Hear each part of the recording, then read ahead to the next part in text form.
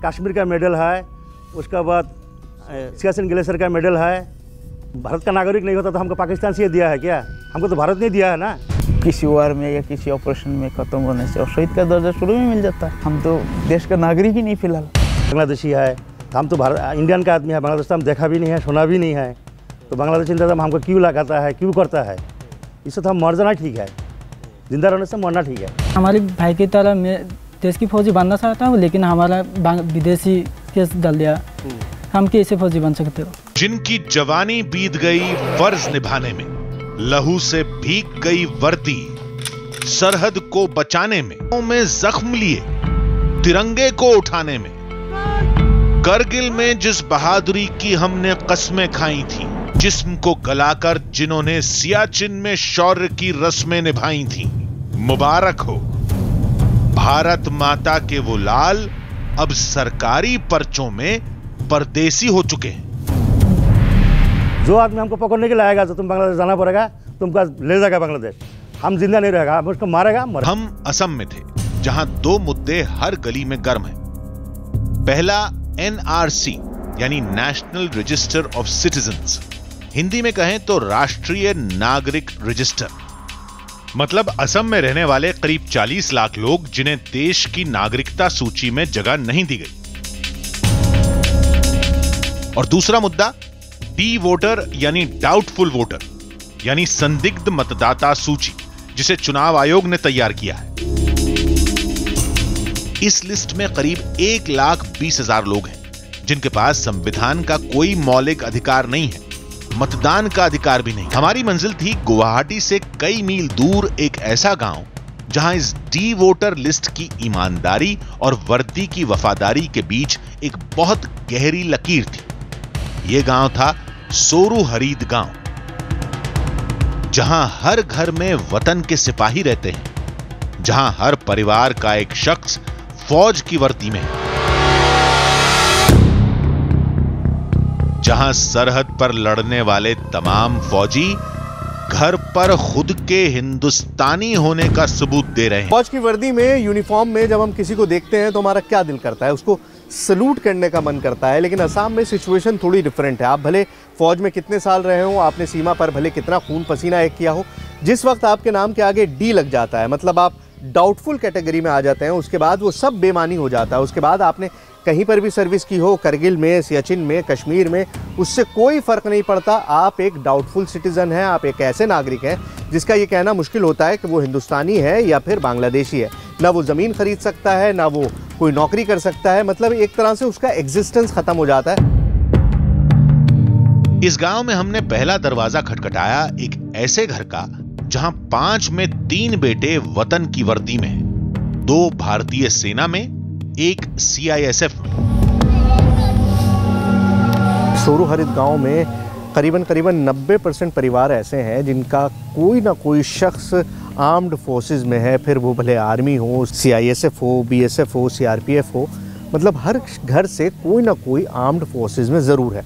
लेकिन एक घर और भी ख़ास है, वहाँ पर 1 नहीं 2 नहीं, इनफैक्ट 3 लोग हैं जो आर्म्ड फोर्सेस से ताल्लुक़ रखते हैं। उनके सीनों पर मेडल भी हैं, उनके दिल में जज्बा भी है, लेकिन साथ साथ आँखों में आंसू भी हैं। आंसू इस बात को लेकर कि आज हिंदुस्तान उनसे सवाल पूछ रहा है, आज हिंदुस्तान उनसे सबूत मांग रहा है उनके हिंदुस्तानी होने का।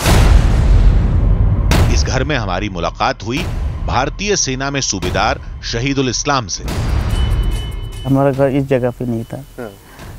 पुराना बस्ती हमारा बड़डंगा गांव में था, जो कि 2003 में नदी ने तोड़ा, बेकी नदी ने। उसके तोड़ने के बाद हम 2003 में रिसेंटली इधर आके घर बनाया था।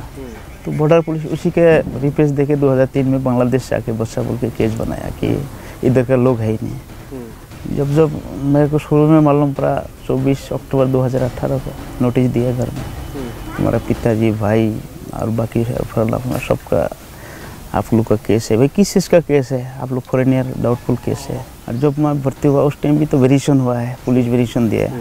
ऐसे तो सेना में कोई भर्ती करता नहीं, आपको भी पता है। सूबेदार शहीदुल इस्लाम ने 1993 में फौज की वर्दी पहनी थी।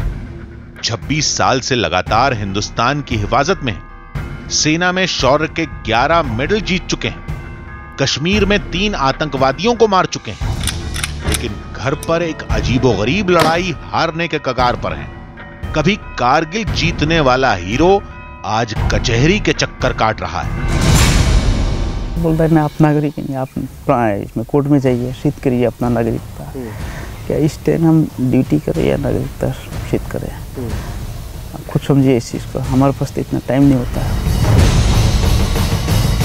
कुछ रोज पहले असम की बॉर्डर पुलिस ने सूबेदार शहीदुल इस्लाम और उनके पूरे परिवार के खिलाफ एक केस दर्ज किया, ये कहते हुए कि उनका पूरा परिवार हिंदुस्तानी नहीं बल्कि बांग्लादेशी है। इतना शर्म आया कि किस लिए जिंदा किस लिए रह रहा हूँ मैं इस धरती पे? धरती में मैं जिंदा ही क्यों है? मैं तो पहले शुरू में बोला, इससे पहले अगर किसी वार में या किसी ऑपरेशन में खत्म होने से और शहीद का दर्जा शुरू में मिल जाता है, हम तो देश का नागरिक ही नहीं फिलहाल। हमें सूबेदार की आंखों में अफसोस का दरिया दिख रहा था।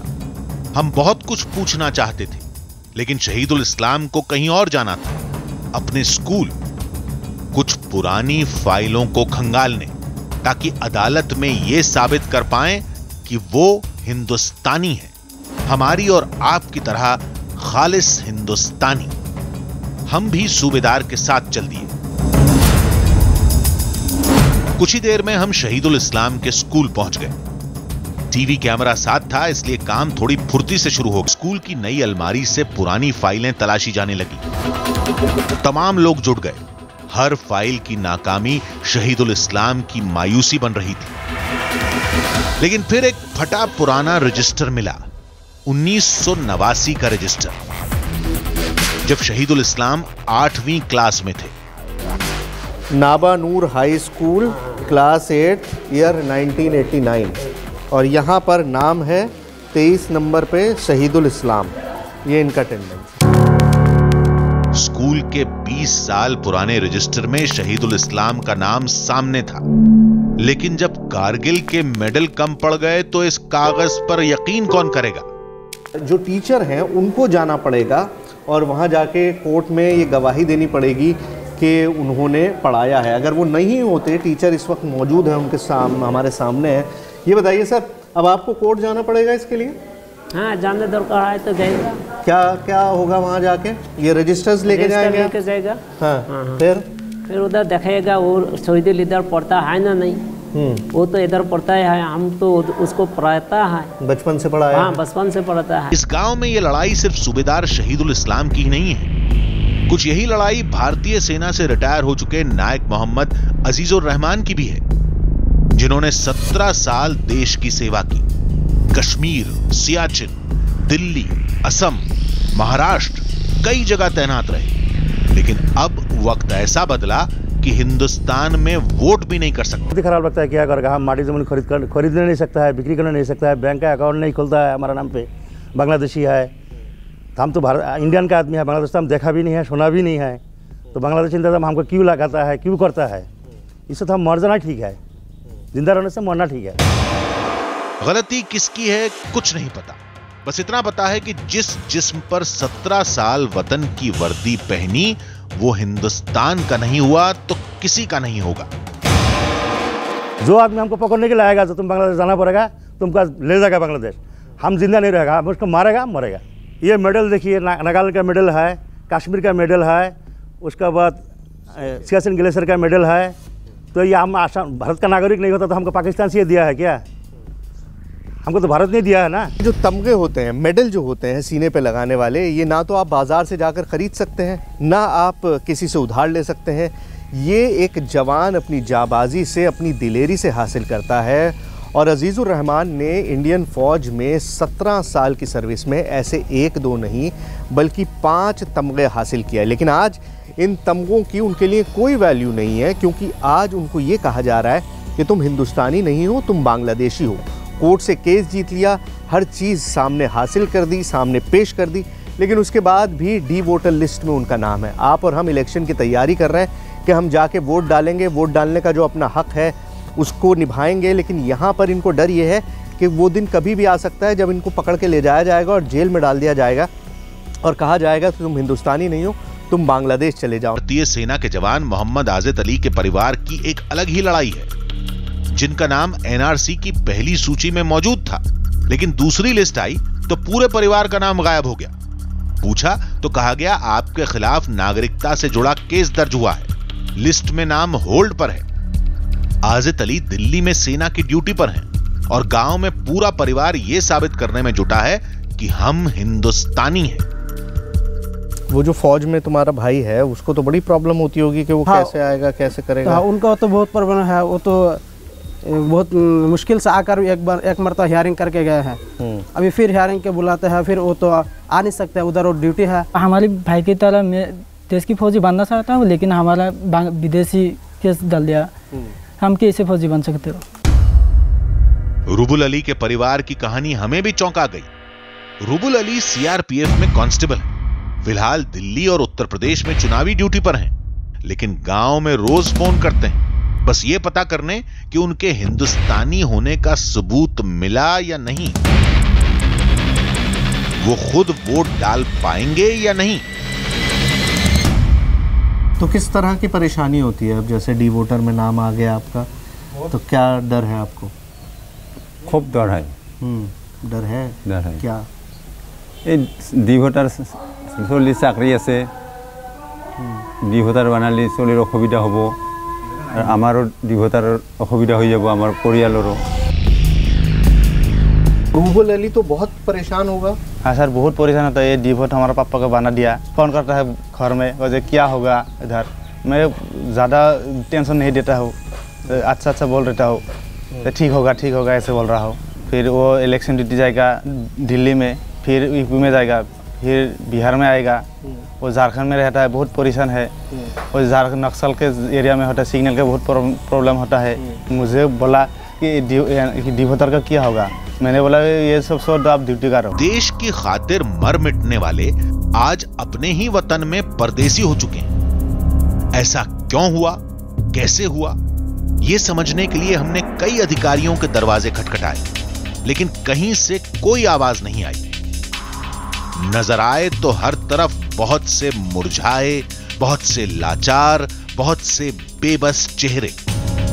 जवाब सियासत से मांगा तो जवाब के बदले सिर्फ सियासत ही मिली। ये सरासर बहुत गलत बात है।